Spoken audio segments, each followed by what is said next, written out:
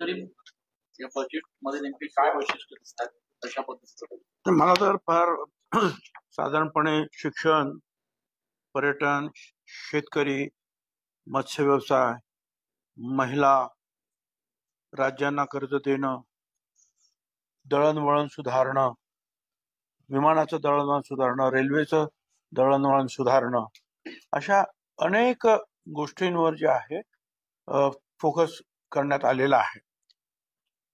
केंद्रीय मंत्री निर्मला सीतारामन यांनी जो अंतरिम अर्थसंकल्प मांडलेला आहे, मला असं वाटतं त्याच्यामध्ये टीका करण्यासारखं तर काहीही कोणाला वाव त्यांनी दिलेला नाही. एक तर इन्कम टॅक्स मध्ये सुद्धा स्लॅब मध्ये किंवा कुणा वाढ केलेली नाही, किंवा 7 लाख पर्यंत ज्याचं उत्पन्न आहे त्याला करमुक्त करण्यात आलेलं आहे. त्याच्यानंतर कॉर्पोरेट टॅक्स सुद्धा 22% पर्यंत खाली आणण्यात आलेला आहे.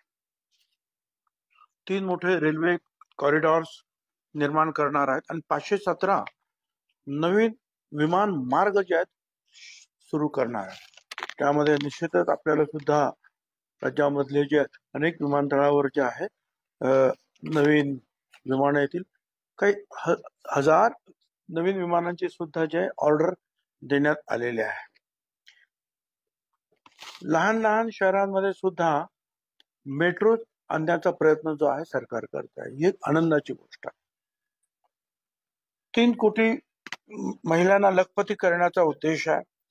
मत्स्य विभाग आपल्या महाराष्ट्राला 750 किलोमीटरचा समुद्र किनारा लाभलेला आहे आणि तो व्यवसाय वाढण्यासाठी, त्याच्यामध्ये लक्षावधी रोजगार निर्माण होण्यासाठी फार मोठ्या प्रमाणावर आर्थिक सहाय्य देण्यात येत आहे.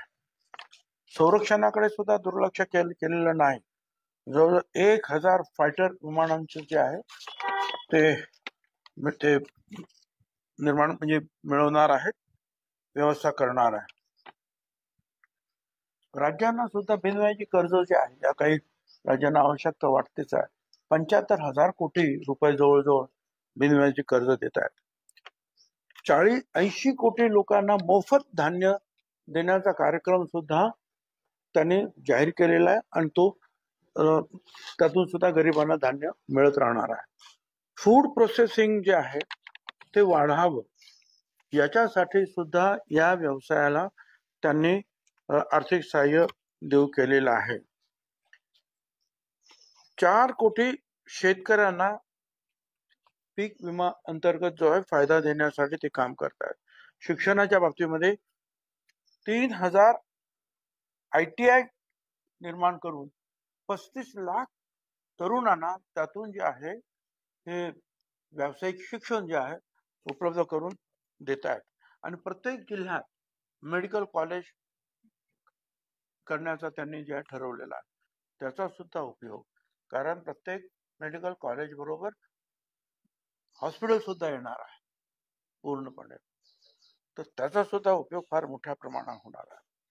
पर्यटनाच्या बाबतीमध्ये सुद्धा त्यांनी पाहिलेलं आहे की हे जे आहे पेट्रोल डिझेल हे व्हेकल्स वाढत आहेत, गाड्या वाढतात, त्याच्यामुळे सुद्धा पर्यटन म्हणजे प्रदूषण वाढत आहे. म्हणून इलेक्ट्रिक वाहनं जे आहे त्याचा वापर वाढावा, यासाठी सुद्धा त्यांनी जे सवलत द्यायचं ठरवलेलं आहे. तरुणांना सक्षमीकरण करण्यासाठी जे कर्ज द्यायचं त्याच्यात 22 लाख कोटी रुपये जे आहे त्यांनी कर्ज देण्याचं ठरवलेलं आहे. त्याच्यामुळे ज्या तरुणांना उद्योग करायचा आहे, उद्योगात पदार्पण करायचं आहे, त्यांच्या दृष्टीने सुद्धा जे आहे मोठी घोषणा आहे. परत जे उच्च शिक्षणामध्ये जे आहेत 7 IIT आणि 7 IIMs फार मोठ्या शिक्षण संस्था, अतिशय उच्च शिक्षण संस्था असतात आणि त्या 7 आणखीन तयार करायचं ठरवलं. आपल्या इथे अनेक पर्यटन स्थळ असतात, पण त्याचं ब्रँडिंग जे आहे करण्यामध्ये आपण नेहमीच कमी पडत असतो. त्यामुळे प्रत्येक राज्यामध्ये जी काही अशी पर्यटन स्थळं आहेत त्याचं ब्रँडिंग करून त्याचा प्रचार प्रसार देश विदेशामध्ये करण्यासाठी सुद्धा त्यांनी ठरवलेला आहे. सौर ऊर्जाद्वारे ज्या 1 कोटी घरांना दरमहा 300 युनिट मोफत वीज देणार आहेत. एम्स रुग्णालय सुद्धा 15 एम्स रुग्णालय निर्माण करणार आहेत. डेअरीसाठी सुद्धा शेतकऱ्यांना मदतीसाठी योजना आणतायत. नॅनो डीएपीचा वापर वाढवतायत. महिलांना आरक्षण देण्याचा जो कार्यक्रम त्यांनी जाहीर केलेला आहे त्या संदर्भामध्ये सुद्धा पुढची व्यवस्था ते करतायत. पीएम किसान योजनेतून जवळजवळ 12 कोटी शेतकऱ्यांना सरकारी मदत मिळणार आहे. पंतप्रधान किसान सन्मान निधीची रक्कम थेट शेतकऱ्यांच्या खात्यात जाते आहे. शेतीसाठी आधुनिक साठवणूक आणि पुरवठाची साखळी ती निर्माण करण्याचा त्यावर ते भर देत आहेत. सरकार मोहरी आणि भुईमूग याचे तेलबिया लागवडीला सुद्धा अधिक प्रोत्साहन देत आहे. सागरी खाद्य मगाशी सांगितलं की मत्स्य विभागाला फार मोठ्या प्रमाणावर कारण आपण महाराष्ट्राचं नाही अख्ख्या देशामध्ये सुद्धा अर्ध्यापेक्षा जास्त राज्य जे आहेत हे यांना समुद्र किनारा आहे. त्यामुळे हा जो मत्स्य पालन त्याच्याकडे आतापर्यंत काही लोकांनी लक्ष दिलं, काही लोकांनी दुर्लक्ष केलं. फार मोठा व्यवसाय आहे आणि ते खाद्य जे आहे त्याला एक्सपोर्ट सुद्धा फार मोठ्या प्रमाणावर ते होऊ शकणार. त्यामुळे ते सागरी खाद्य निर्यात दुप्पट करण्याचं लक्ष्य जे आहे सरकारनं ठरवलेलं आहे. तर मला असं वाटतं की अशा रीतीनं सर्वच ठिकाणी जे आहे सर्व घटकांमध्ये मदत करण्याचं ठरवलंय, योजना आखण्याचं ठरवलेलं आहे. पर्यटन सुलभ व्हावं म्हणून रेल्वे, विमानं याची सुद्धा मोठी वाढ करतायत. शिक्षण अधिकाधिक लोकांना व्यावसायिक शिक्षण मुलांना मिळावं, उच्च शिक्षण जे आहे IIT सारखं मिळावं म्हणून प्रयत्न. एम्स सारखे 7 हॉस्पिटल सुद्धा निर्माण कर. शेतकऱ्यांच्या बाबतीत सुद्धा सांगितलं. महिलांना सुद्धा जे आहे मोठ्या प्रमाणावर सहकार्य. एकूण तरुण असतील, महिला असतील, विद्यार्थी असतील किंबहुना जे रुग्ण आहेत त्यांच्यासाठी सुद्धा जे सर्व्हायकल कॅन्सर साठी सुद्धा ते विशेष लक्ष ते देत आहेत. तर सर्वच ठिकाणी सर्व शहरांमध्ये सुद्धा दळणवळण आणखी वाढावं.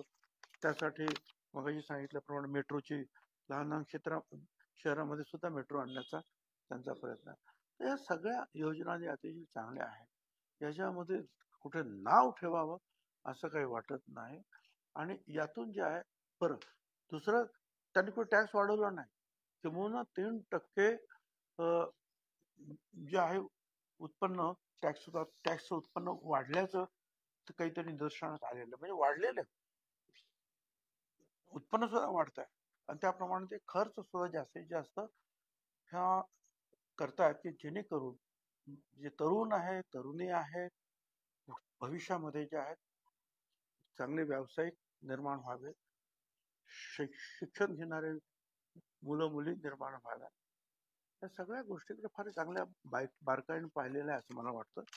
एकूण जो आहे हा जो अंतरिम आहे परंतु हा सर्व समावेशक आहे असं मला वाटतं. धन्यवाद.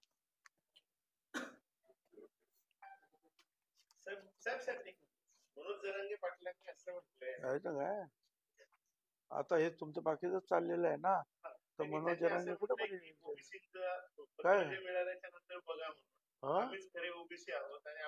अरे आता हे तुमचं चाललेलं आहे त्याच्यात कुठे तुम्ही घेणार, तुम्ही काय घेणार त्याच्यानंतर परत या बोलेल मी. आता हेच चालणार ना. अरे हो, पण सध्या 2-3 तास हाच प्रश्न चालणार तुमच्यावर. या ना थोड्या वेळाने, नंतर या. ही सगळी माहिती लोकांपर्यंत न्या आणि मग या परत.